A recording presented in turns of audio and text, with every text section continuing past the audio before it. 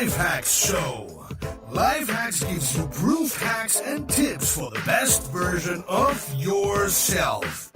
And here's your crash test dummy for a better life, Marcus Meurer.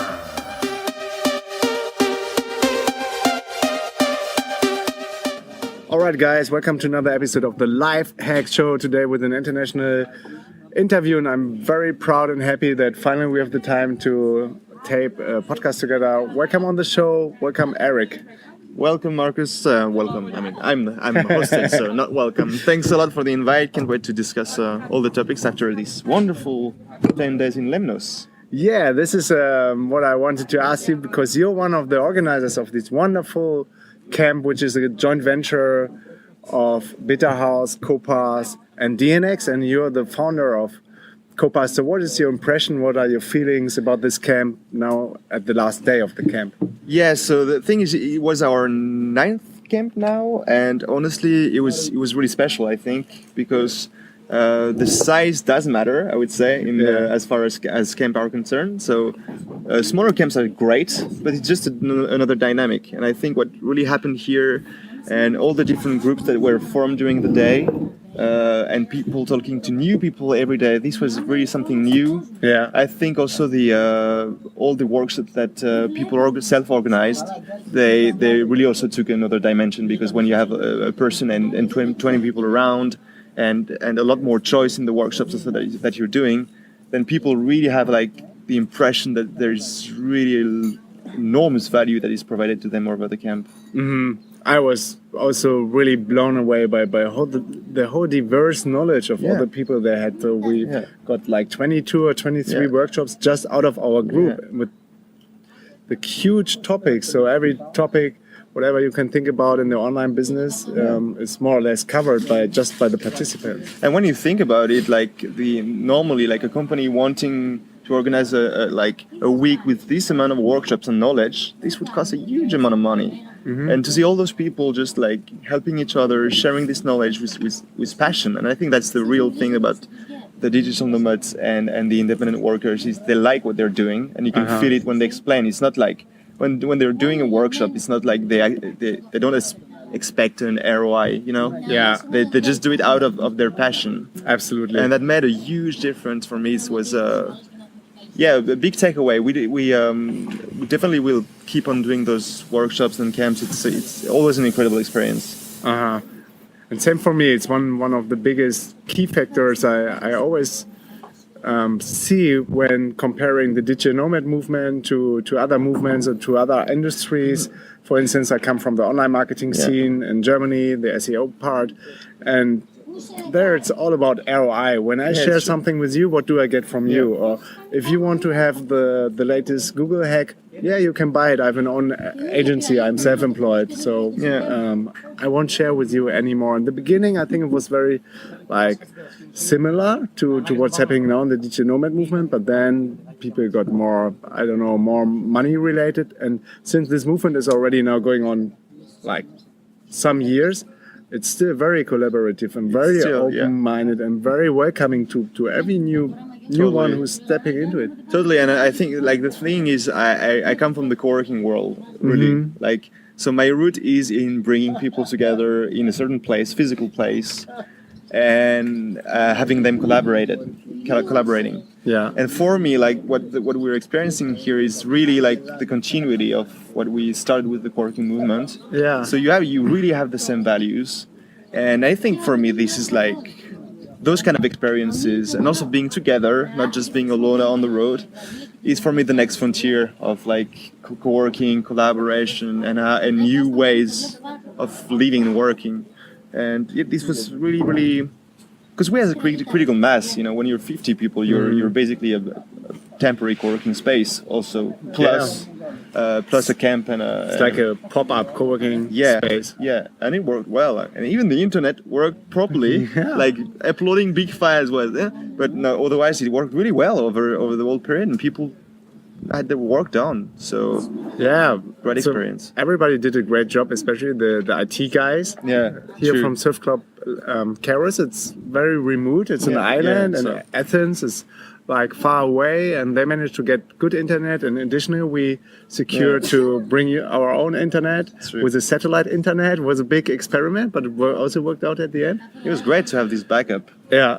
Because you see, I mean, you obviously can see guys that you're listening, but we are really very remote. You probably saw the pictures from DNX or I will link Copass, them. and but yes, we're really in the middle of nowhere and getting the work done, which is like people doubt it sometimes, but it's really possible, and it's great. Yeah, it's really for real. It's not just a saying. You can work from everywhere, or work and play from everywhere, or it's for real. Yeah, you can get things done. You can get shit done, and just out of this camp from the participants, I already know about 2 or 3 joint ventures which were just started, like an incubator within this camp. Waiting for the babies, you know. Yeah, this is always the next step.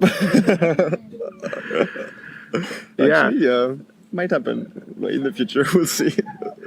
So now having the direct comparison between the camps we did before with DNX was like 15 or 20 people, and now with 50 people, I think it was also very successul in terms of it didn't mess up the whole concept of having a co-living and co-working camp. It even boosted it. Yeah, I think so.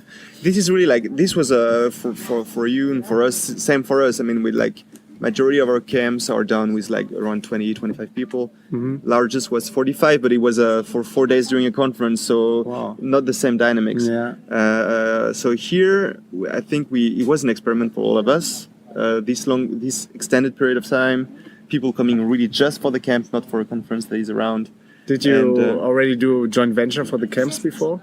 No, the first one, and looking forward to do more, because it's and also having the different communities mixing. What is really funny is nobody ever asked, where did you come from? Yeah, like which community or something. So, what's your background? No, the community was here and there, and that's it. And this was also a fantastic observation, something that I really liked. The vibe, I mean, compared to the camp we're doing, the people and the kind of people, we found the same vibe, and this is fantastic. And the size for me was actually a plus, like the ability to have both a core, like a certain number of people that you're gonna see during the whole stay, and build strong relationships, but at the same time always new people coming in your life. Yeah, you see that people are really independent people, because like groups were not closed groups. No, it was not like there 10 were people no here. cliques. No. It was like every day, and you would see the tables and people eating together. Every day would change. Yeah, and that's great. I mean, that's the sign that something is missing. Is really working, and the chemistry is just working.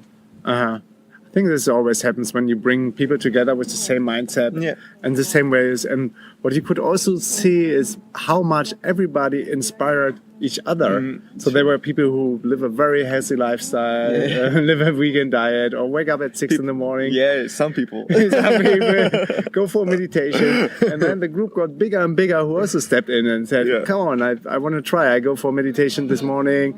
I do the plank challenge with Claudia. I do the high intense training with Sadia. True. I do the yoga in the morning. So I think people did not only change business-wise or grew on this part of life, but also in the other parts of life. And just so you know, guys, so many of these people are actually already organizing meetups, and like they want to do some other stuff together. And organize. That's that's when the sign that the campus is a success. Totally, and you people can wanting to go home and just Now, someone was already said when I just packed the DNX 3D printed letters, I just want to take them down to the beach and say, oh no, the camp is already over, but we still have some hours. So that's a good sign. But on the other hand, I think it's a good thing to not to stop, but to give it a break when it's like really at the peak, and don't overextend, extend. No, then sure. Maybe you miss you miss the point.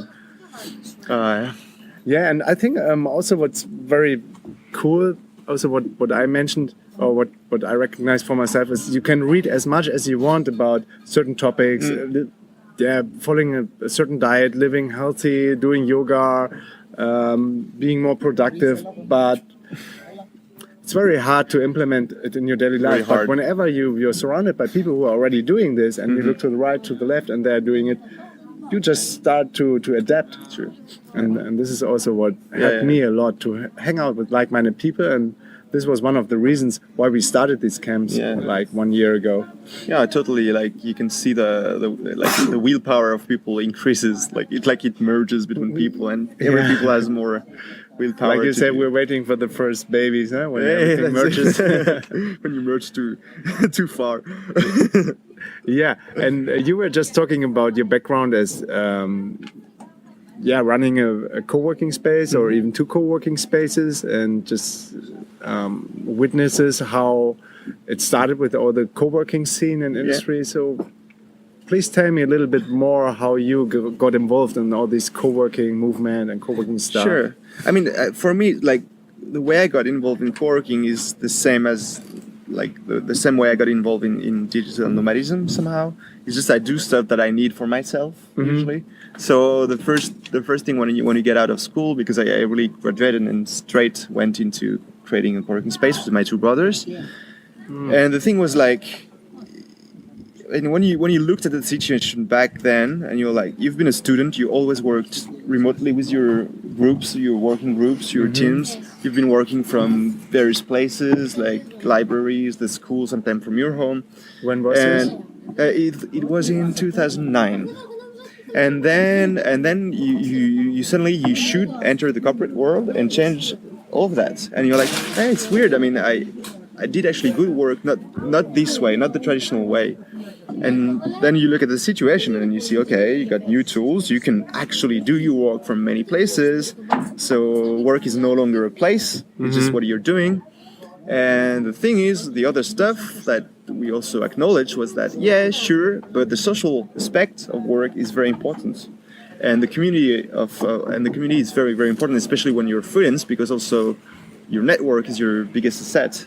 So, and just not going mad on your couch, having this energy that you can feel in the camps in one place. So we did it because we needed these for our own lives. We wanted to work this way, and we thought there was something lacking here. And then we started the project, and then we realized that it was called co-working and that some others were actually doing it.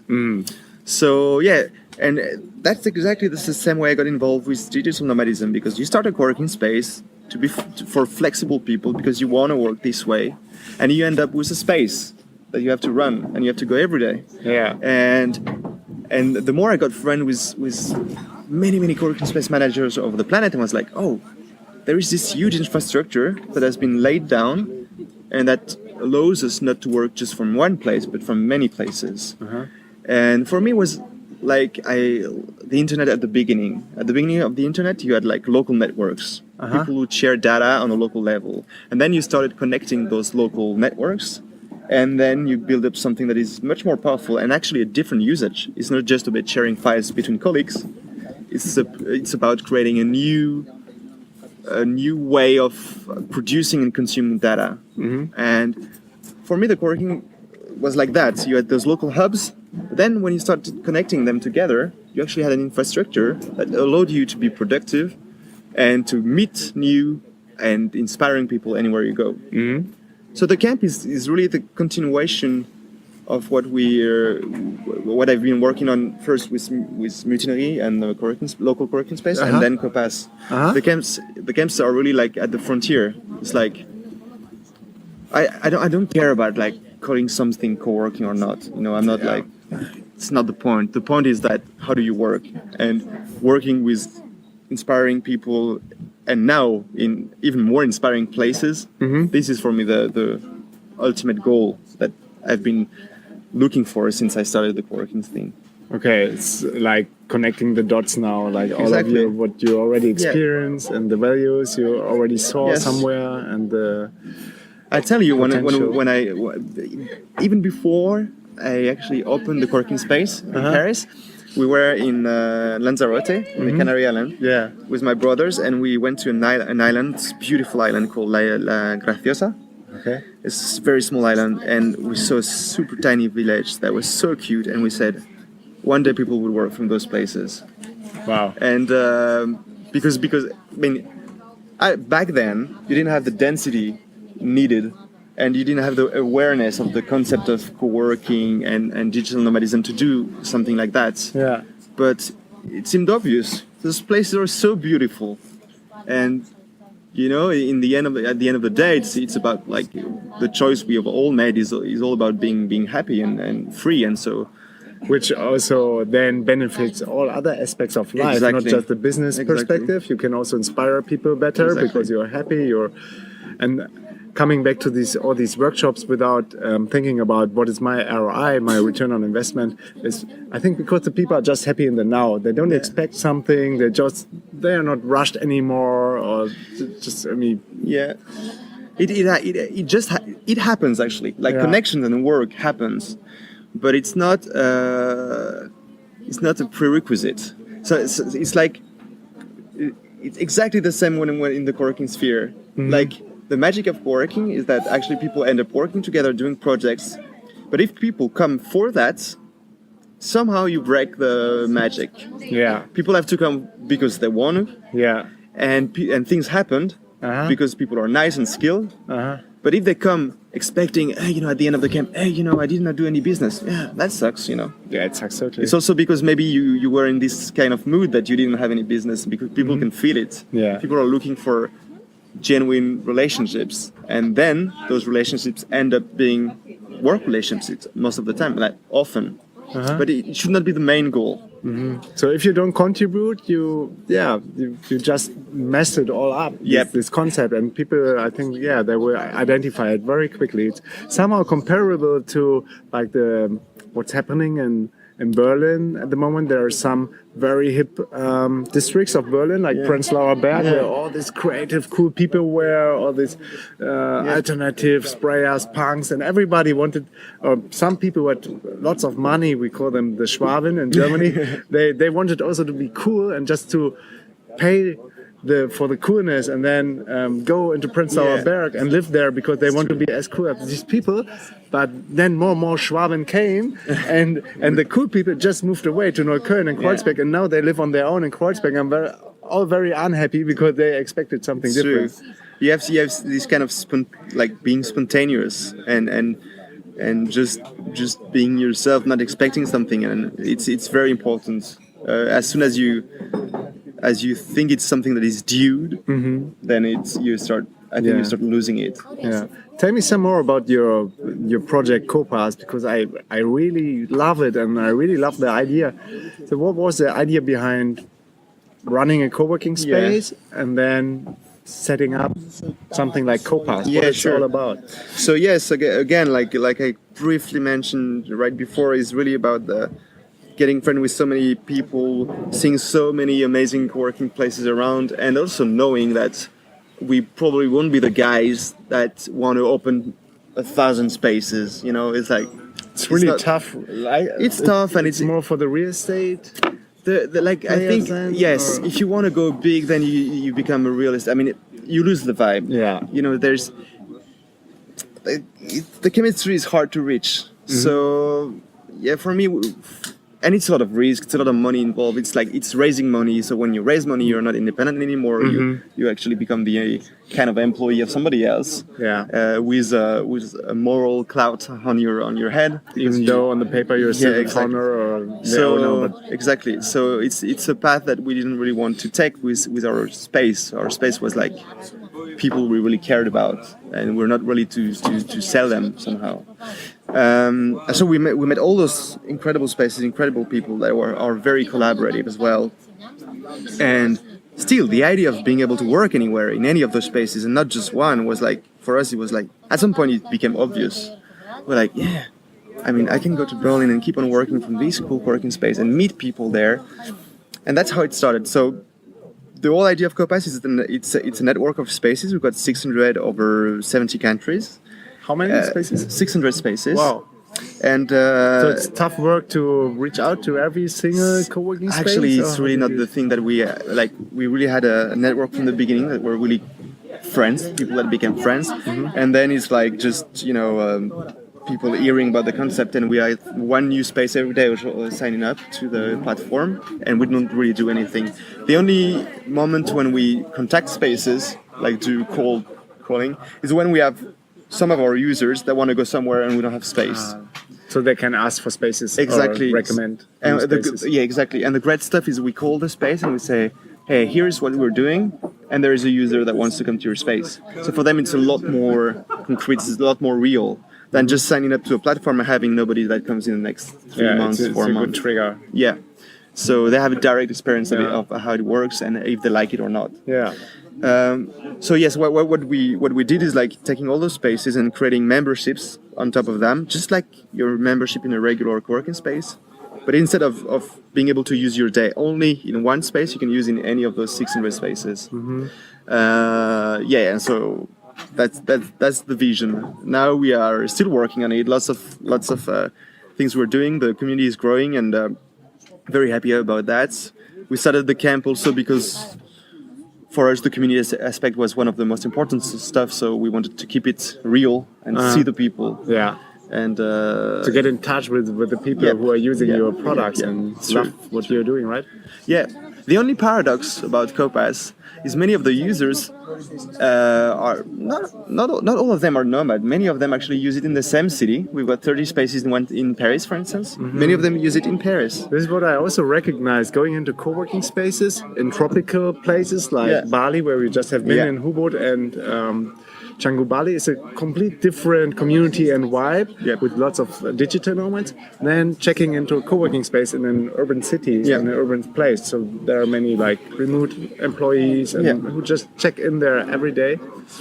It's a different vibe. It's true that in more tropical places, the people are automatically very, very hungry about meeting new people and quickly. You know, I think that's the quick aspect. Like, I've got to meet people quickly, and it's totally accepted. Whether when you're in a city where the people really have a local community, they're totally okay to take more time. And so, if you arrive and you want to meet people right away, or they're not organizing drinks every night, which something that happens in most co-working spaces in Bali or Thailand, like Koh Lanta or Ubud. Great co-working spaces, by the way. Yeah, totally. I can't decide which is the best one.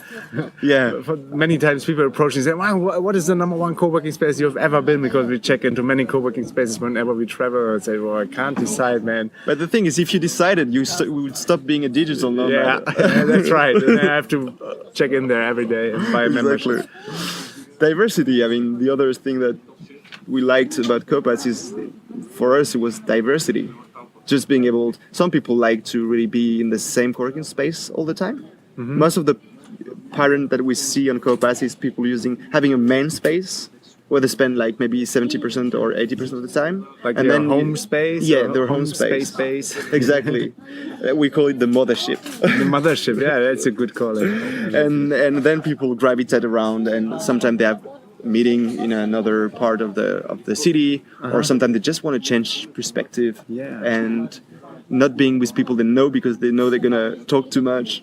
There's so many different sometimes reasons. could also be a luxury problem that you know too many people and you don't get things done. This also I heard from some people, so no, I can't check into my co-working space today because I really have to get something done. So some people could do it better, like me. I just put on my very big Bose headphones, so it's like an alert saying, no, don't talk to me. Don't talk to me. And some other people like Philly, she can't stop. She's just too nice. She always stops at every person and starts to chat for like half an hour. And afterwards, she's sorry for this, but she can't change. It's like her big She's a community heart. builder. Yeah, she is. And beside the co-working space in Paris, which is really, really nice, I checked in there when we've been at the We Share festival. I loved it. You also opened another one. Sure. A little bit outside of Paris. Yeah, this is totally our like the kind of like, or I don't know how you said that, our heart project somehow. Passion. Yeah, passion. Like it's an old barn. Like there is 42 hectares of land, so it's really like. It's 1 hour and a half from Paris, beautiful countryside, and it's a guest house, co-living, co-working space, and maker space actually. So it's a lot of concepts like all together, but I mean the place does play a role. what you see in the camp and the dynamic that goes to the people. You put people living together for 3 days, and they have stronger tie than people just working together for a month or for years and in for companies. years. Exactly, and that's the magic of those places, and it's also like the place where we can do anything because we're not limited by space, No. which is not the case in Paris. So we have a kitchen garden, like we grow things in permaculture, so without anything. We had goats. They passed away, poor goats, but we had 2 goats. There are horses and everything. I don't know. This is a very refreshing place. I can tell. Not the most, like, it's not as exotic or sunny as we are here, but very real, lot of charm, and crazy parties also. I can tell.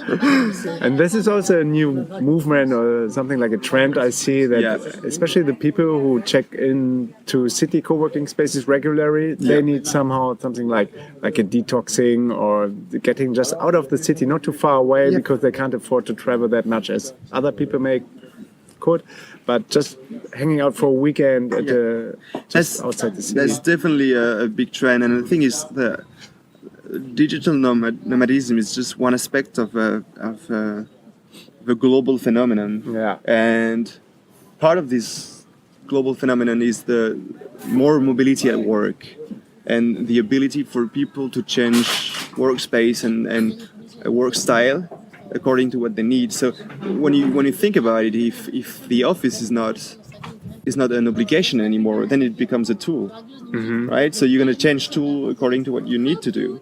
People wanting to build a website and be isolated and not do too many meetings, or they want to write a book or anything, they're very happy to be actually a bit isolated and focus on their projects. Totally. People that are really looking for like a lot of connection and they are in transition, they want to check as many ideas as they want. They need input. Yeah, they need input. But maybe a coworking in the city can be good, or a camp can be awesome.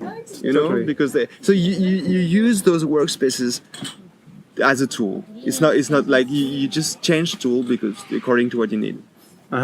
So it's like whatever you need is there. Just like you go into cinema and then you can decide I want a romantic movie, I want an action movie. We're not always working the same, you know. We're not always feeling the same. We're not always working on this on project that requires the same setup.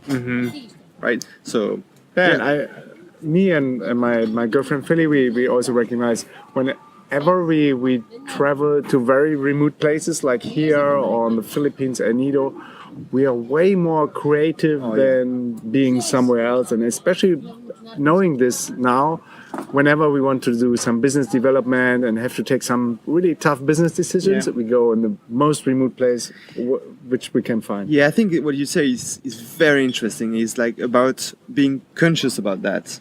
Like you acknowledge that you were more creative, and actually, it's a general truth. Like the first 3-4 days that you spend in a new place when you arrive are the most like creative ones. Yeah. Because somehow everything is different. Yeah. So you're able to actually change your own perspectives because it's not what you're used to. So you're not in a routine or so you're very productive. And because you acknowledged it, then you can use it to your advantage. And that's something that is, I think, individuals and company can learn from. Yeah. Like just acknowledge that and use it, because now it's easy. It's really easy. If you want to go with a team of 10 and work in a different area, you got tons of options now. And we actually do work with companies also sometimes, like organizing stuff for them if they want to do some kind of retreats, but that are not boring. And this is a very important aspect of it. Yeah, totally. And I see also a trend that more and more companies like identify and see this and say, okay, we have to take our team just completely to another place. And then this creates lots of new momentum. And I know about some studies from companies and startups who are doing this regularly. And whenever they had a retreat and came together, and afterwards the sales just exploded because everybody felt so tired. That's very interesting. To each other. We need more studies like this, because sometimes they do it more like because they have to or because it's a HR stunt. It's very. It's a perk or something. Yeah, it's a perk. It's a valid reason. Like sometimes when you say to people you're gonna work this way, it's like doubling their salary. You know, telling someone, even just you can from 2 months a year you can work from wherever you want. It's already like you're gonna recruit talented people just because of that. You're the winner in the war for talent. Yes, and this is a critical aspect, but it's sometimes underestimated that it's not just for this reason that you should do it, and for really practical reasons like business and innovation, this is important too. I think if you go if you're being very cold about that, very rational, the ROI must be pretty good on those kind of operations. Yeah, definitely. Yeah, man, it's so interesting working with you together and being, close by and seeing what you're doing. And I'm just thinking about where did we meet for the very first time? Because in Berlin, I think. I went to the German DNX actually. To the German-speaking one, and then you've been in Beta House. I practiced my German a bit with you.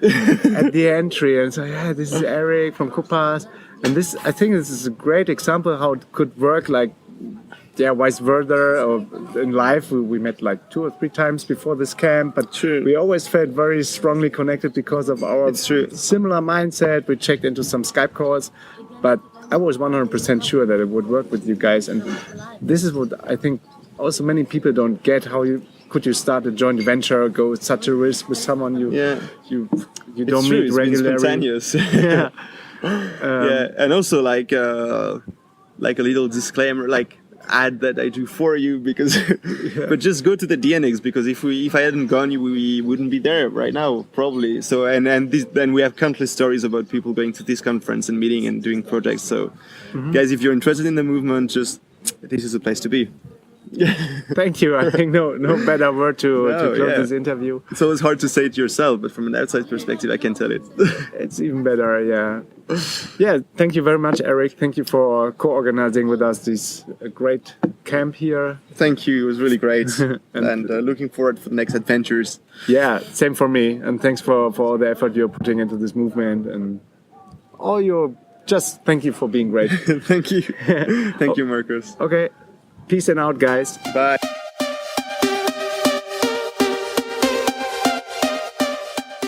Yes, yo. This was another episode of the Life Hacks Show.